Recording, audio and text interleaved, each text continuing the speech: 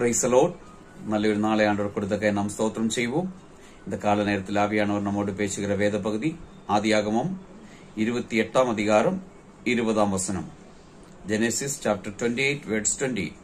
அப்பொழுது யாக்கோபு, தேவன் என்னோடே இருந்து நான் போகிற இந்த வழியிலே எனக்கு காப்பாற்றி உண்ண ஆகாரமும் உடுக்க வஸ்திரமும் எனக்கு தந்து.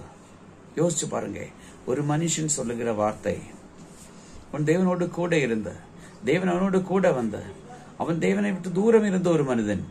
ஆனா இப்போ அவன் சொல்லுகிற வார்த்தை, நான் தேவனோடு கூட இருந்த, தேவன் என்னுடைய காரியங்களை வாய்க்க செய்கிறவர், என்னுடைய பிரயாணத்தில் எல்லாம் அவர் கூட இருக்கிறார். ஆமென். வழியிலே என்னை காப்பாற்றி உண்ண ஆகாரமோ உடுக்க வஸ்திரமும். நாம் எவ்வளவு பாதிக்கப்பட்டிருக்கிறோமோ அதன் நடுவே நமக்காக கர்த்தர் இறங்கி வர வல்லமை உள்ளவராயிருக்கிறார்.